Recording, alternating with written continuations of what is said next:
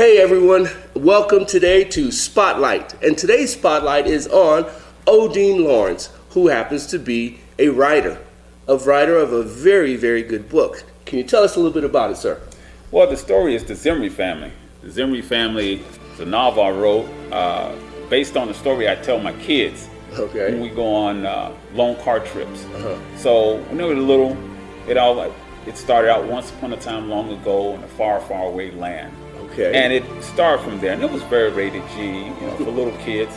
And as they grew, as we went on various car trips, Dad, tell us another story about the Zimri family, So I'd come up with different episodes, and it would get exciting. And for years, as they grew up, they're now young adults, their own lives, I decided to, take the story to the next level and pen the book. 560 pages later. Yeah. Wow, the Zimri family. So basically, when you started out, it was, like you said, kid-friendly, if you will. But then you figure now that, they've grown up a little bit, we can add a little more drama, some spice to it. Yes. It's not a kid story. Not a kid story anymore. Not at all. All right. Well, give us a little idea of what it might be about. Well, the story is set in a kingdom called Zuk-Pajatan. Zuk-Pajatan. Yes. It's set in 120 AD. It's a historical fiction, meaning that the story, the characters in the story are fictional, but the surrounding area is very much realistic. Okay, so this land of Zuk-Pajatan, is it an African nation, or where's it located exactly? That's interesting. Yeah, it's not African. No. It would be near Persia. It would be near Persia, what today is known as India, and not too far from Greece. Ah, okay. So you've got those Mediterranean influences there. Yeah. Okay. And so now the Zimri family, their story is basically about? It's about a family that they had to move from their land because they were attacked. Their country, kingdom was attacked. So they scattered to another land. And the Zimri family is kind of the only family from their homeland in this kingdom called Zuk-Pajatan. Okay. And the father is he's such a good warrior, as well as he's like a good counselor. He's advisor to the new king, but he was the Secret Service chief.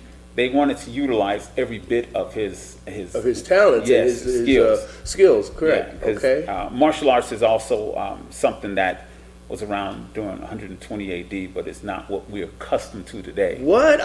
Seriously? because we're used to the Bruce Lee kind of karate and stuff. But you're saying that this martial arts was back then? Oh, yeah. Okay. I'm sorry, and when was back then? We're talking 120 AD. 120 AD, wow. Yeah. And they were doing martial arts then? Oh, they were doing a lot of hand-to-hand combat. And so the Zimri father, what was his name? I'm sorry? Mahozio. Mahozio. So he was an expert at this. Right. Wow. Yeah, he's an expert, so he teaches his son. It's something that you pass along down to your children.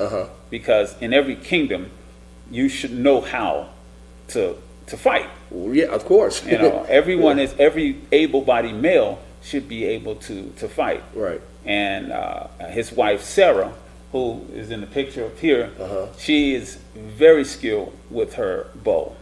Yes. Oh, and I noticed the picture. Can you go ahead and tell us the name of the characters here? Okay. At right here with the round shield, that's Paki. He's the eldest son? Yes, he's the eldest son. He's also the squire leader for the kingdom of Zuk-Pajatan.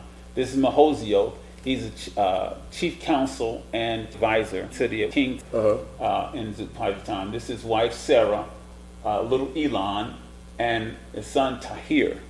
And Tahir, he admires his brother. I see. A lot. Follows in his brother's footsteps. Yes. Who follows in the father's footsteps. That's right. So, and they definitely look like a warrior family. Yes, well, you have to be, because they were transplanted and they always remember where they came from.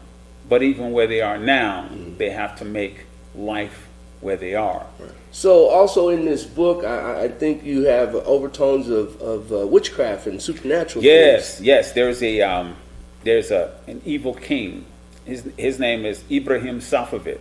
Okay. And he normally moves about with 3 Tophethites.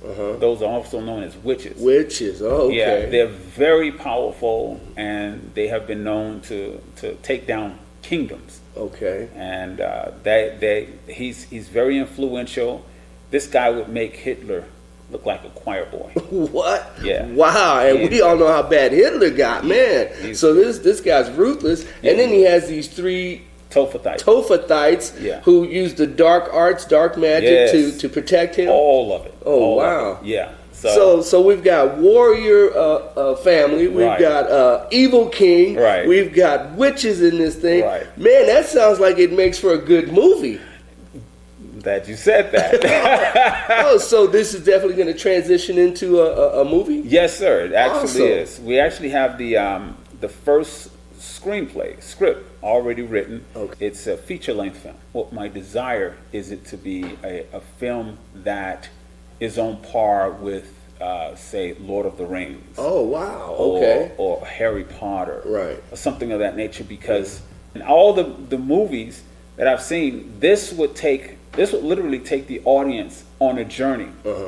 And it's like going on a roller coaster for the first time. Okay. Blindfolded. Wow. And the idea, you don't know what to expect. But when it's over, it will be a definitely good ride. Well, it sounds like definitely a good movie. It's got your antagonist, protagonist. You've got your drama. You've got your obviously love interest. You know, and it's all based on historical dates and times. Yes, and that's a good thing. One actual country, Mahajanapadas, and as I spoke of earlier, Bactria. Those are actually 2 countries that were around 120 AD. Oh, okay. So a lot that went on.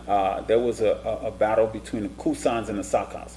One point that I didn't tell you, the Zimri family, even though they're in this kingdom of Zuk-Pajatam, they're kind of caught in the middle of what's taking place. The king of Zuk-Pajatam, Abu Bakr, his father recently passed.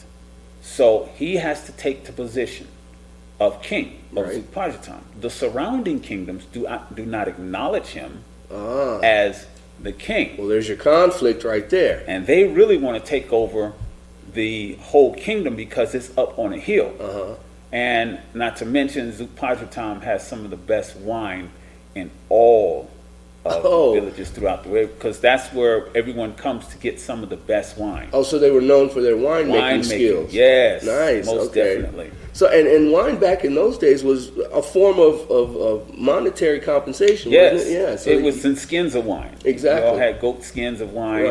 And you could trade that for this or that or whatever have you. Oh, okay. Well, I could see why that they would want to take that over. I mean, it's just like everyday struggles now. When someone's in power, the people below them want to take over. Right. I understand this now. And that's how the Zimri family is caught in the middle. Because even though they live there, they are not. It's not their homeland. Right. But the surrounding kingdoms of Mahajanapada and Bactria wants to overthrow the king of Zuk-Pajatam, thus making Mahozio Zimri's job a little difficult as the advisor to the king. Right. So they're caught in the middle, and there are marauders that come and invade, kind of what we know as today as terrorist acts. Terrorism. We got terrorism in this too? Man, I want to see this movie. Yes. It sounds great. Yes, so it will definitely take you into a realm of things you haven't seen. It brings about a transition in film for me to show that as a people, you know, we were not all in what we know today as Africa. Right. So it allows the storytelling ability and the filmmaking ability to show that we were in far countries. So in essence, we've got a morality play, if you will, good versus evil. Absolutely. And, you know, you've got this family caught up in it. Yes. And their struggles going through all this. Yes. And obviously the outcome, hopefully, will be, you know, victorious, yes. but you got to wait and see it. That's true. That is true. Well, now are you actually in production, or you're still looking for funding? We are developing a GoFundMe page. Okay, well listen, this definitely will be on his GoFundMe page and his website, of course. Sir. Yes, sir. And you definitely have to stay tuned for that. So thank you for joining us. Again, this is Spotlight, and we are spotlighting Odin Lawrence and his book, The Zimri Family, and the soon-to-be-made movie. Thank you for joining us.